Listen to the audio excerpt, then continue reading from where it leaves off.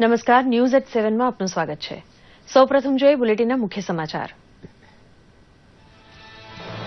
સૌની યોજના હેઠળ ફેઝ લિંક 2 બોટાદથી શરૂ થતા લોકોની અને ખેડૂતોની પીવાના અને સિંચાઈ માટેના પાણીની સમસ્યાનો આવેલો અંત. શાકભાજીની સાથે આધુનિક ખેત પદ્ધતિથી ફળો ઉગાડનાર પાટણ. બનાસકાંઠાના ખેડૂતો સમૃદ્ધ. રોજગારી માટે હિજરતના દ્રશ્યો હવે બન્યા ભૂતકાળ. ખેડૂતોની પાણી, વીજળી, બિયારણ અને ખાતરની સમસ્યાનો ઉકેલ કૃષિ મહોત્સવમાં હોવાનું જણાવતા મુખ્યમંત્રી વિજયભાઈ રૂપાણી. ખેડૂતો માટે ખેતી વિષયક વીજળી અંગેની સ્વૈચ્છિક જાહેરાત યોજના 2017ની ઘોષણા. આ સ્વૈચ્છિક જાહેરાત હેઠળ વધુ લોડ લેતી વીજ મોટરને કોઈ દંડ નહીં. કેન્દ્રીય કાપડ મંત્રી સ્મૃતિ ઈરાનીએ પણ સોઇલ હેલ્થ કાર્ડ તથા કૃષિ વીમા યોજનાની કરી પ્રશંસા. પ્રધાનમંત્રી નરેન્દ્ર મોદીની કચ્છ મુલાકાતને અનુલક્ષી ગૃહ રાજ્યમંત્રી પ્રદીપસિંહ જાડેજાએ કરી સુરક્ષા સમીક્ષા.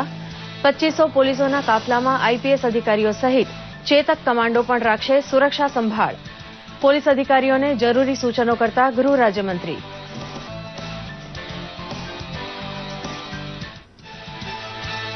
એફડીઆઈમાં ભારતને માત્ર 7% હુંડિયામણ વિદેશથી પ્રાપ્ત થયું હોવાનો કોંગ્રેસ નેતા જયરામ રમેશનો દાવો.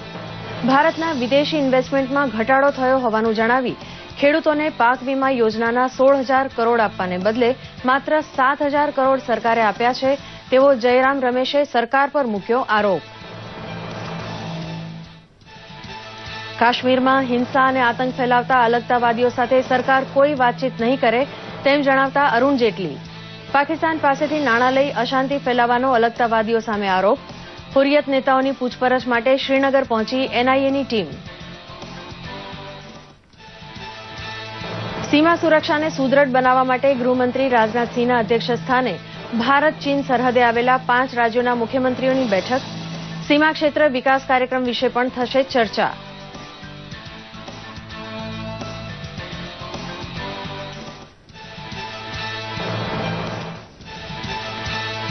ઇલેક્ટ્રોનિક વોટિંગ મશીનની પ્રમાણિકતા સાબિત કરવા ચૂંટણી પંચે 3જી જૂનથી ઈવીએમને હેક કરવા રાજકીય પક્ષોને આપ્યો પડકાર. પત્રકાર પરિષદને સંબોધતા મુખ્ય ચૂંટણી કમિશનરે ઈવીએમ સંપૂર્ણ સુરક્ષિત હોવાની કરી જાહેરાત.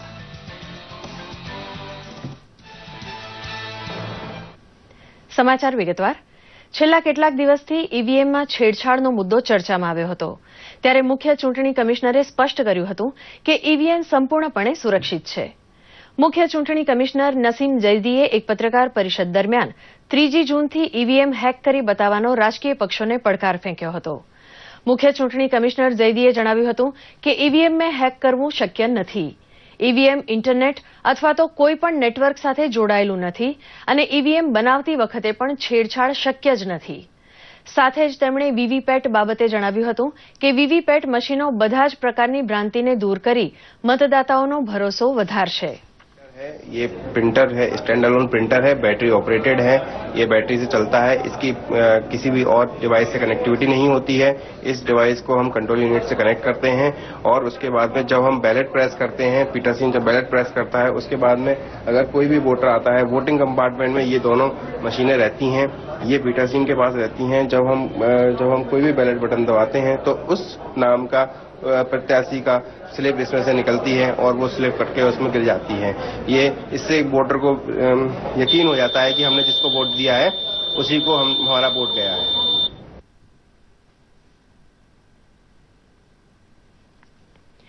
કેન્દ્રીય ગૃહમંત્રી રાજનાથસિંહ સિક્કિમની મુલાકાતે છે, જ્યાં તેઓની અધ્યક્ષતામાં 5 રાજ્યોના મુખ્યમંત્રીઓની બેઠક મળી હતી. આ 5 રાજ્યોમાં જમ્મુ કાશ્મીર, હિમાચલ પ્રદેશ, ઉત્તરાખંડ, સિક્કિમ અને અરુણાચલ પ્રદેશનો સમાવેશ થાય છે. બેઠકમાં સરહદી વિસ્તારની સુરક્ષા અંગે સમીક્ષા કરવામાં આવી હતી. ગૃહ મંત્રાલય દ્વારા પ્રથમવાર આ પ્રકારની બેઠકનું આયોજન કરવામાં આવ્યું હતું. રાજનાથસિંહે એ અગાઉ ગંગટોકમાં ભારત ચીન સીમા ઉપર નાથુલાની મુલાકાત લીધી હતી અને સેનાના અધિકારીઓ સાથે વાતચીત પણ કરી હતી. તેમણે જણાવ્યું હતું કે જીવન અણમોલ છે. દેશ માટે પોતાના પ્રાણ ન્યોછાવર કરનારા જવાનોના આશ્રિતો માટે 1 કરોડ રૂપિયાની સહાયતા રાશિ આપવા માટે સરકાર પ્રતિબદ્ધ છે.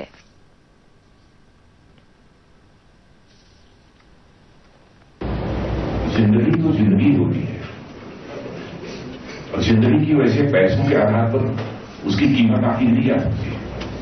चाहे जितना भी दिया जाए वो कुछ नहीं, लेकिन फिर भी उनके परिवार के आश्रितों को इतना तो सुनिश्चित किया जाना चाहिए कि किसी भी सूरत में 1 करोड़ रुपए से कम की धनराशि उनके परिवार के सदस्यों को प्राप्त नहीं होनी चाहिए।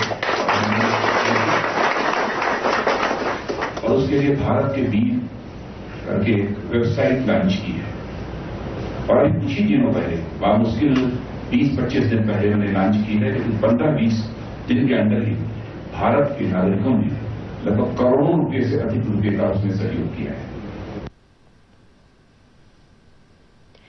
બદ્રીનાથની ચારધામની યાત્રામાં ભૂસ્ખલનના કારણે અવરોધ ઉભો થયો હતો. જોકે રસ્તા સાફ થતાં 800 શ્રદ્ધાળુઓ આગળ વધ્યા હતા. જોશી મઠથી આશરે 6 કિલોમીટરે આવેલા બદ્રીનાથ અને હાથી પહાડ નામની જગ્યાએ ભૂસ્ખલન થતાં રસ્તો બંધ થઈ ગયો હતો. તેના કારણે આશરે 15,000 યાત્રિકો બદ્રીનાથમાં ફસાયા હતા. ત્યારબાદ બીઆરઓ દ્વારા રસ્તો ખોલવાનું કામ તરત જ શરૂ કરવામાં આવ્યું હતું. પરિણામે 800 યાત્રિકો દર્શન માટે આગળ વધી શક્યા હતા. ફસાયેલા શ્રદ્ધાળુઓ માટે રહેવા તથા જમવાની તમામ વ્યવસ્થા તંત્ર દ્વારા કરવામાં આવી છે. મુશ્કેલી ન પડે તે માટે યાત્રિકોને જોશીમઠ, પીપલકોટી, કર્મપ્રયાગ અને ગોવિંદ ઘાટમાં સુવિધાજનક સ્થળોએ રહેવા માટે જણાવવામાં આવ્યું હતું. સંરક્ષણ મંત્રી અરુણ જેટલીએ જણાવ્યું છે કે કાશ્મીરમાં હિંસા અને આતંક ફેલાવી રહેલા અલગતાવાદીઓ સાથે સરકાર કોઈ વાતચીત નહીં કરે. જમ્મુ કાશ્મીરની મુલાકાતે ગયેલા જેટલીએ આતંકવાદ અને ઘૂસણખોરીને લઈને ભારતના કડક વલણને ફરી દોહરાવ્યું હતું. સરહદે તૈનાત જવાનોના શૌર્ય અને સાહસના વખાણ કરતા તેમણે જણાવ્યું હતું કે સુરક્ષા દળ દુશ્મનોને જડબાતોડ જવાબ આપવા સક્ષમ છે. તો બીજી તરફ એક ખાનગી ચેનલના સ્ટિંગ ઓપરેશન બાદ રાષ્ટ્રીય તપાસ એજન્સી એટલે કે એનઆઈએએ હુરિયતના नेताओं વિરુદ્ધ તપાસ ઝડપી બનાવી છે. હકીકતે આ સ્ટિંગ ઓપરેશનમાં હુરિયતના કેટલાક નેતાઓએ સ્વીકાર્યું હતું કે તે પાકિસ્તાન પાસેથી નાણાં લઈને કાશ્મીરમાં હિંસા ફેલાવી રહ્યા છે.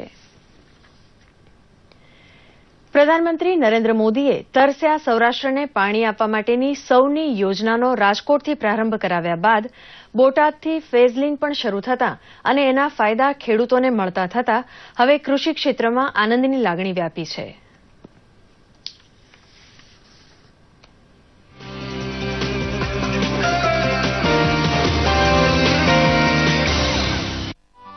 આ છે સૌરાષ્ટ્રના ગઢડા જિલ્લાનું ભીમરાડ ગામ.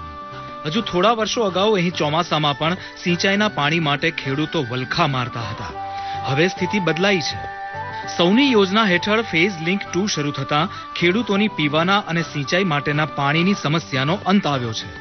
એટલું જ નહીં, કુવા તળાવ પણ રિચાર્જ થયા છે અને આ માત્ર ભીમરાડ ગામની જ કહાની નથી. સૌની યોજનાથી આજુબાજુના તમામ વિસ્તારમાં પાણીનું સુખ થઈ ગયું છે. ખેતરમાં પીવા માટે, ખેતરમાં વાવણી માટે, ખેતરમાં પાક માટે ખૂબ જ સારું થઈ ગયું છે અને આજુબાજુના કુવા રિચાર્જ થઈ ગયા છે. આ ગામમાં પાણી ભીમરાડ ડેમમાં પાણી આવતા અમે બહુ ખુશીની લાગણી અનુભવીએ છીએ. મારી આટલી ઉંમરમાં આ ઉનાળાના સમયમાં, કપરા સમયમાં આટલું પાણી કોઈ પણ ડેમમાં અમે જોયું નથી અને આજે આ પાણી જોતા અમને બહુ ખુશી અને બહુ અમને લાગણી અનુભવીએ છીએ અને બધા હરખની એલીએ સેવી. સરદાર સરોવર ડેમના વધારાના 1 મિલિયન એકર ફીટ પાણીને 500 કિલોમીટર દૂર સૌરાષ્ટ્રમાં પહોંચાડવું એટલું આસાન નહોતું. નર્મદાની મુખ્ય કેનાલથી પાણી શાખા કેનાલમાં વહેવડાવી છેવટે પાઇપલાઇન દ્વારા ખેડૂતોના ખેતર સુધી પહોંચાડવાની સંપૂર્ણ કામગીરી 2018-19માં પૂરી થશે ત્યારે 10 લાખ એકર ખેતીની જમીનને ફાયદો થશે. 3 ફેઝમાં કામ બહાર પાડવામાં આવેલ છે. પહેલું ફેઝ આપણે લીંબડી ભોગવા 2 થી ભીમડા સુધીનું 51.286 કિલોમીટરનું કામ પૂર્ણ થયેલ છે અને એમાં 3 મીટર ડાયામીટરના ટ્વીન પાઇપલાઇન, દરેકની કેપેસિટી 15 મીટર ક્યુબ પર સેકન્ડ, એટલે 2 પાઇપની ભેગી થઈને 30 મીટર ક્યુબ પર સેકન્ડ જેટલી કેપેસિટી છે ડિસ્ચાર્જ લિફ્ટ કરવાની અને એ લગભગ કામ પૂર્ણ થયેલ છે. એની પછીનું બીજું ફેઝના ટેન્ડરો ભીમડાથી શેત્રુજી સુધીના 73.933 કિલોમીટરના ટેન્ડરો બહાર પડી ગયેલ છે. एना वर्क ऑर्डर हो पाएगा है. ये सौनी योजना का जो टोटली प्लानिंग है उसमें ये पाइपलाइन 1126 किलोमीटर की है. उससे टोटल अमाउंट 12,000 करोड़ से भी ज्यादा का प्लानिंग एस्टीमेट है. इससे सौराष्ट्र की 10 लाख एकड़ से भी ज्यादा खेती को लाभ मिलेगा और पीने का पानी का प्रॉब्लम जो मेन सौराष्ट्र में है वो खत्म ही हो जाएगा। गुजरात का सौराष्ट्र रीजन हमेशा से ही इंद्रदेव की मेहरबानी पर निर्भर रहा है, लेकिन जब से नर्मदा का पानी इस इलाके में पहुंचना शुरू हुआ है, इस इलाके की तस्वीर और तकदीर दोनों ही बदलना शुरू हो गई है। તો નર્મદાના પાણીનો લાભ માત્ર સૌરાષ્ટ્રને જ મળે છે એવું નથી. સુજલામ સુફલામ યોજના થકી નર્મદાના નીર પાટણ, બનાસકાંઠા, મહેસાણા જેવા ઉત્તર ગુજરાતના સૂકા વિસ્તારોને પણ નવપલ્લવિત કરી રહ્યા છે. એકલા પાટણ અને બનાસકાંઠામાં જ ખેડૂતોની 2.5 લાખ હેક્ટર જમીનને આનો લાભ મળી રહ્યો છે અને કૃષિપુત્રો ત્રણેય સિઝનમાં ખારેક, દાડમ, એપલ, લીંબુ, તરબૂચ, ટેટી ઉપરાંત વિવિધ શાકભાજીના પાક લઈ સમૃદ્ધ થયા છે. નર્મદા નહેરના કારણે પાણી આવવાના લીધે ખેડૂતોમાં એક નવો જોમ અને ઉત્સાહ પેદા થયો, જેના કારણે ખેડૂતો પશુપાલન કરતા થયા અને ખેતીનો સ્ત્રોત વધ્યો અને જેનાથી ખેડૂતોની આવક ડબલ થઈ અને પશુપાલનના કારણે બનાસ ડેરીમાં પણ શ્વેત ક્રાંતિ હતી એમાં પણ ખૂબ વધારો થયો. કોઈ અમારું નક્કી નતું, વરસાદ થાય તો ભયો ના થાય તો વાર્તા પૂરી. કે જે રોકડિયા પાકો છે તારીખમાં કે અમે રોકડિયા પાકોનું વાવતર કરી શકીએ, સાથે રોકડિયા પાકોનું ઉત્પાદન જેવું ધાર્યું અમે લઈ શકીએ છીએ. આ પાણી મળવાના કારણે, નર્મદાના પાણીના કારણે અમારા જીવન ધોરણમાં ખૂબ જ મોટો સુધારો થયો છે અને ગામડાઓમાં પણ અમે શહેરી જીવન જેવું સારું એવું જીવન જીવી શકીએ છીએ. 5 વર્ષ પહેલા ગુજરાતના આ વિસ્તારોને માત્ર વરસાદી પાણી પર આધાર રાખવો પડતો હતો. ચોમાસા સિવાયના સમયમાં રોજગારી માટે હિજરતના દ્રશ્યો હવે ભૂતકાળ બન્યા છે અને સૂકો ભઠ્ઠ વિસ્તાર હરિયાળો બન્યો છે.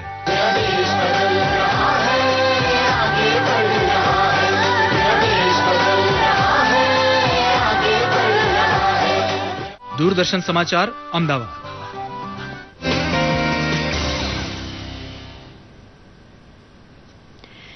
બનાસકાંઠાના ડીસામાં યોજાયેલ કૃષિ મહોત્સવમાં ઉપસ્થિત રહી મુખ્યમંત્રી વિજયભાઈ રૂપાણીએ જણાવ્યું હતું કે 1.5 દાયકામાં સરકારે ખેડૂતોની પાણી, વીજળી, બિયારણ અને ખાતરની સમસ્યા ભૂતકાળ બનાવી દીધી છે. વધુમાં તેમણે જણાવ્યું હતું કે નર્મદાના નીરથી બનાસકાંઠા અને કચ્છની સૂકી ભઠ્ઠ રેતાળ ભૂમિ ખેતીથી તરબતર અને હરિયાળી બની છે.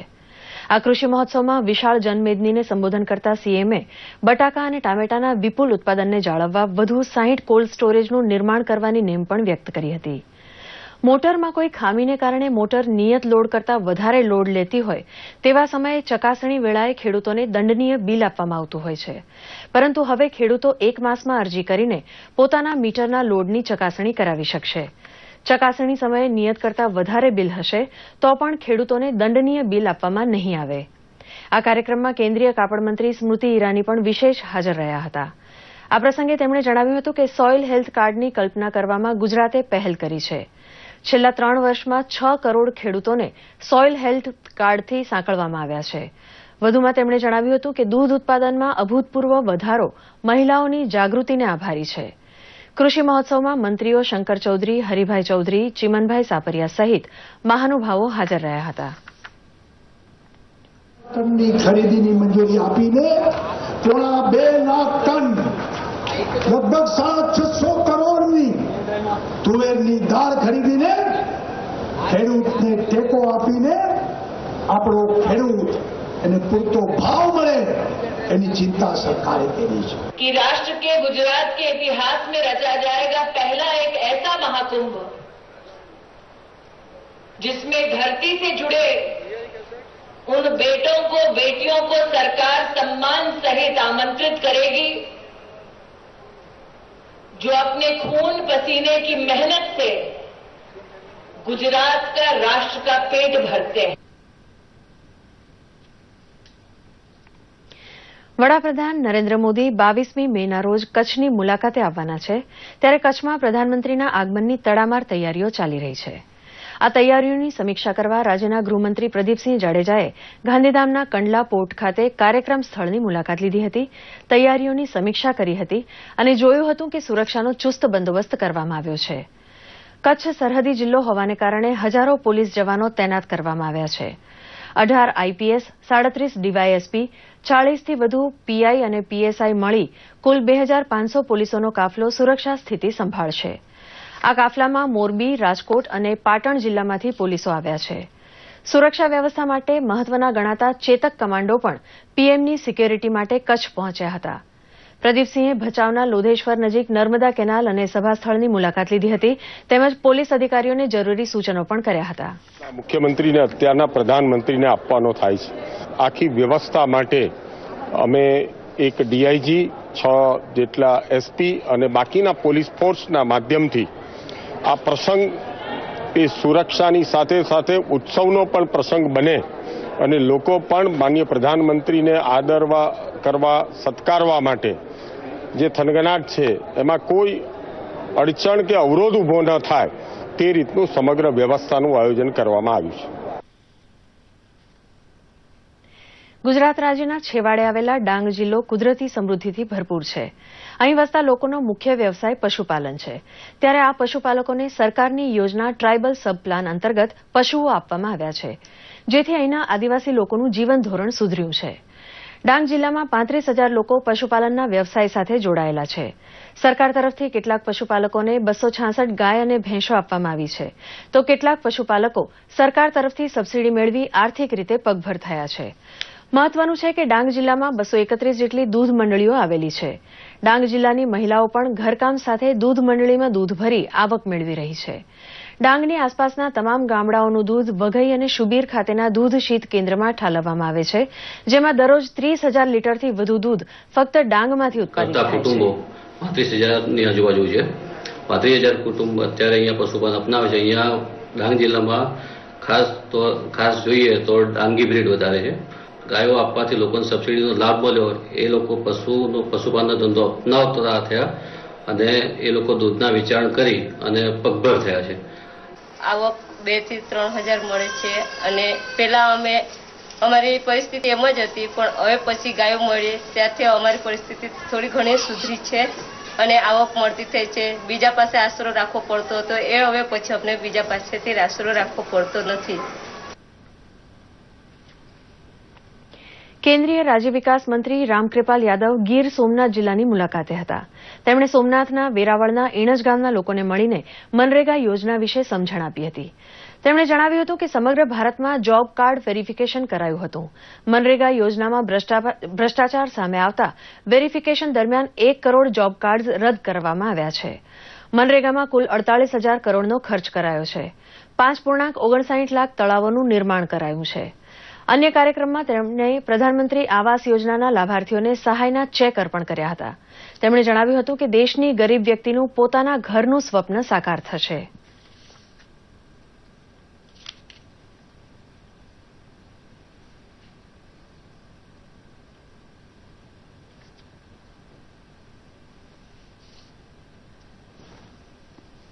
ग्रामीण विकास मंत्रालय के अंतर्गत प्रधानमंत्री ग्रामीण सड़क योजना, प्रधानमंत्री आवास योजना, मनरेगा के अंतर्गत युवा योजना, आजीविका मिशन और गरीबों का जो पेंशन मिलता है, विकलांगों का, वृद्धा का, विधवा का, इसका पेंशन योजना और फिर भूमि संरक्षण के अंतर्गत कार्यक्रम जो चलाए जाते हैं, ये कुल 6 महत्वपूर्ण योजना है जो ग्रामीण विकास मंत्रालय द्वारा संचालित की जाती है. કોંગ્રેસના પૂર્વ કેન્દ્રીય મંત્રી જયરામ રમેશે અમદાવાદમાં ગુજરાત પ્રદેશ કોંગ્રેસ કાર્યાલય ખાતે એક પત્રકાર પરિષદને સંબોધી હતી. તેઓ પ્રદેશ કોંગ્રેસ પ્રમુખ ભરતસિંહ સોલંકી તથા શક્તિસિંહ ગોહિલ સહિતના કોંગ્રેસ આગેવાનોને મળ્યા હતા. દેશના છેલ્લા વર્ષોમાં ખેડૂતલક્ષી યોજનાઓ તથા એફડીઆઈ અને ડોમેસ્ટિક ઇન્વેસ્ટમેન્ટ વિશે તેમણે માહિતી આપી હતી. मैंने आपको कहा 17,000 करोड़ रुपए कंपनियों को गए हैं, 16,000 और मुश्किल से 7,000 करोड़ रुपए किसानों को मुआवजा मिला. भारत जैसे देश में फॉरेन इन्वेस्टमेंट टोटल इन्वेस्टमेंट का एक छोटा सा भाग है. चीन और भारत 2 ऐसे देश हैं, और यहाँ मैं कोई कांग्रेस होने के नाते नहीं बोल रहा हूं, मैं एक अर्थशास्त्री होने के माध्यम से बोल रहा हूं कि 2 ऐसे देश हैं जहां फॉरेन इन्वेस्टमेंट मुश्किल से 5 से 7% टोटल इन्वेस्टमेंट का अंक था.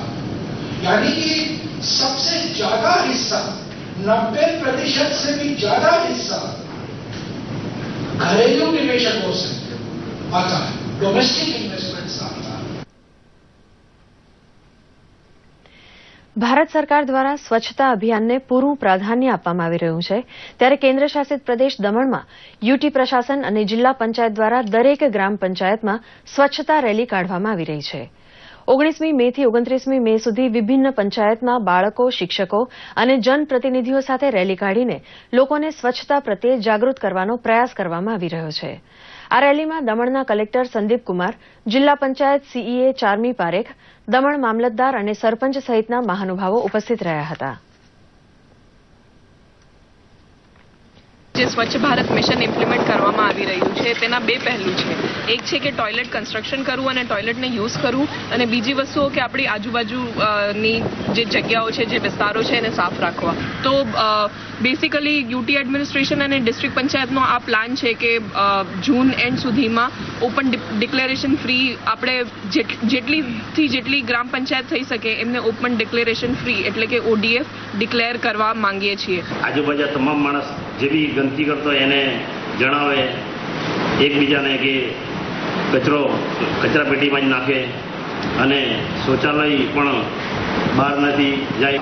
ઘરે ઘરે પણ અમે જઈને કે સફાઈ સારી એવી રાખે અને આ ગંદકી નથી ફેલાય. લોકોને સમજાવ્યું કે હંમેશા સ્વચ્છતા રાખો.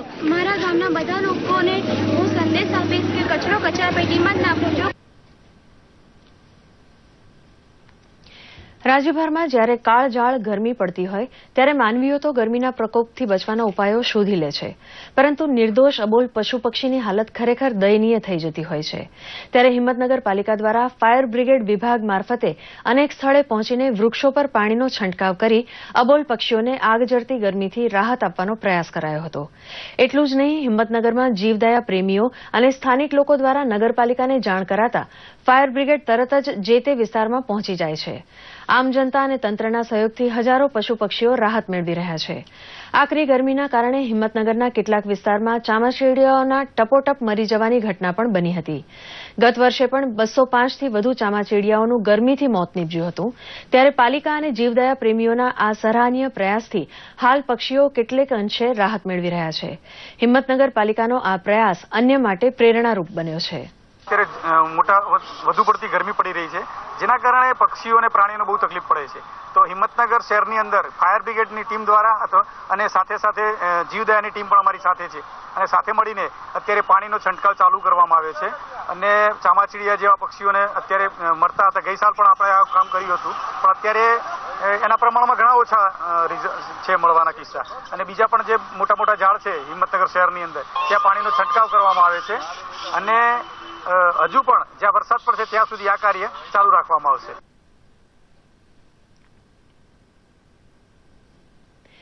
સોલાર સિસ્ટમના વપરાશ અંગે લોકોમાં જાગૃતિ કેળવવાના ઉદ્દેશથી ક્લાઇમેટ ચેન્જ વિભાગ અને ગુજરાત ઉર્જા વિકાસ એજન્સી દ્વારા એક પ્રદર્શન યોજાયું છે. વઢવાણના ધારાસભ્ય વર્ષાબેન દોશી અને નગરપાલિકાના પ્રમુખ શીલાબા ઝાલાએ તેને ખુલ્લું મૂક્યું હતું. સોલર સિસ્ટમના ફાયદા, સિસ્ટમ વસાવવા શું કરવું અને રાજ્ય તથા કેન્દ્ર સરકાર દ્વારા મળતી સબસિડીની તેમાં માહિતી આપવામાં આવી રહી છે. આ સિસ્ટમ સ્કૂલ, ખેતી, ધર્મશાળા અને સરકારી ઓફિસમાં થઈ શકે છે. તેનાથી આર્થિક બચતની સાથે સમયનો પણ બચાવ થાય છે. હાલ રાજ્ય અને કેન્દ્ર સરકાર તરફથી કુલ 30% સબસિડી અપાય છે. આ ઉપરાંત સિસ્ટમની 25 વર્ષની ગેરંટી પણ મળે છે.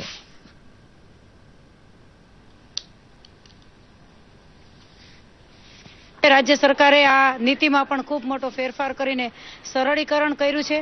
આ ઉપરાંત કમસે કમ આ અવેરનેસથી ઘરના રૂફ ઉપર આ પેનલ લાગે તો ઘરમાં વપરાશ જે વીજળીની છે એમાં પણ એક બહુ મોટો એને ફાયદો થવાનો છે. ગામડાઓ હોય કે શહેર હોય, દરેકને આ ઉર્જા ઉપયોગી થવાની છે. અને એના કારણે થઈને ગામડા સુધીના બાયોગેસ પ્લાન્ટ હોય એમાં પણ જે આ પ્રકારની સોલારની જે સિસ્ટમ ગોઠવી છે, તો એવા અનેક સંસાધનો છે કે જેના દ્વારા આ પ્રકૃતિમાંથી મળતી આપણને ઉર્જાનો આપણે સાચા અર્થની અંદર ઉપયોગ કરી શકીએ. સોલારનું જે પ્રદર્શન હતું એ અમે નિહાળ્યું. એમાં જે સરકારશ્રી દ્વારા રૂફટોપ યોજના મૂકવામાં આવી છે એ વિશે ખૂબ જ સારી એવી જાણકારી લોકોને મળે તો ઘણી બધી વીજ બચત થઈ શકે એમ છે. બિન પરંપરાગત ઉર્જા સ્ત્રોતોનો કઈ રીતે ઉપયોગ કરી શકશું, જેમાં સૌર ઉર્જા દ્વારા ચાલતા રૂફટોપનો અમને ખૂબ સારી રીતે માહિતી મળી છે. સરકારની રૂફટોપ યોજનાની માહિતી આપવામાં આવી છે, જેમાં લોક જાગૃતિ કેળવાય અને લોકો સોલર ઉર્જાનો ઉપયોગ કરે અને દેશની ઉર્જા બચાવે અને પર્યાવરણને બચાવે. અને હવે જોઈએ સોશિયલ મીડિયામાં ટ્રેન્ડ થયેલા કેટલાક સમાચારોનો અમારો ખાસ રિપોર્ટ સોશિયલ કનેક્ટ.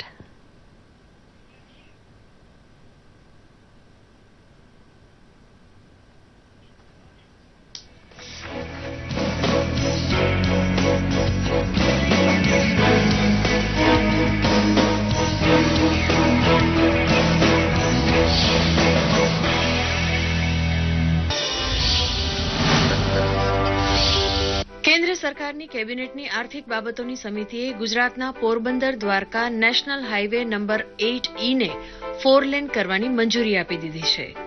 માર્ગ અને પરિવહન મંત્રાલયના ટ્વિટર પેજ ઉપર પોસ્ટ કરાયેલી આ માહિતી મુખ્યમંત્રી વિજયભાઈ રૂપાણીએ ટ્વીટ કરી છે. વોટ્સએપ પોતાના યુઝર્સ માટે pin to talk chat feature લઈને આવ્યું છે.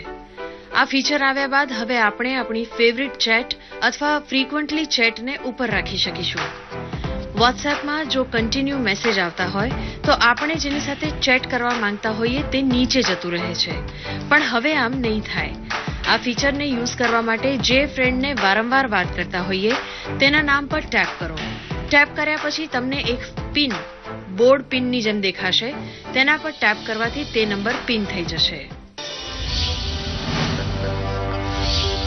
સૌની યોજનાથી સૌરાષ્ટ્રમાં ખેડૂતોને સિંચાઈ માટેનું પાણી રાજ્ય અને કેન્દ્ર સરકાર દ્વારા પૂરું પાડવામાં આવ્યું છે. ત્યારે સીએમઓ ગુજરાતે પોતાના ટ્વિટર પર એક વિડીયો શેર કર્યો છે, જેમાં કહેવાયું છે કે સૌની યોજના થકી સૌરાષ્ટ્રના 13 જળાશયોમાં નર્મદાના નીર પૂરાયા છે, તો 155 ડેમ ભરવા માટે પણ તૈયારીઓ પૂર્ણતાને આરે છે. આજકાલ સોશિયલ મીડિયા પર ધોનીનો લુંગી ડાન્સ ખૂબ જ ચર્ચામાં છે. ફેસબુક, ટ્વિટર કે પછી યુટ્યુબ, સોશિયલ મીડિયાના તમામ માધ્યમો પર હાલ આ વિડીયોને લોકો ખૂબ જ પસંદ કરી રહ્યા છે. ભારતીય ટીમના ભૂતપૂર્વ કપ્તાન મહેન્દ્રસિંહ ધોની વિડીયોમાં ડાન્સ કરી રહ્યા છે, જેમાં પ્રસિદ્ધ કોરિયોગ્રાફર અને ડાન્સર પ્રભુદેવા ટ્રેનિંગ આપી રહ્યા છે. ધોની ફેન ક્લબે આ વિડીયોને સોશિયલ મીડિયા પર શેર કર્યો છે. સોશિયલ મીડિયા ડેસ્કથી અંકિત ચૌહાણનો રિપોર્ટ, દૂરદર્શન સમાચાર, અમદાવાદ. આ સાથે ન્યૂઝ એટ 7 સમાપ્ત કરીએ છીએ. નમસ્કાર.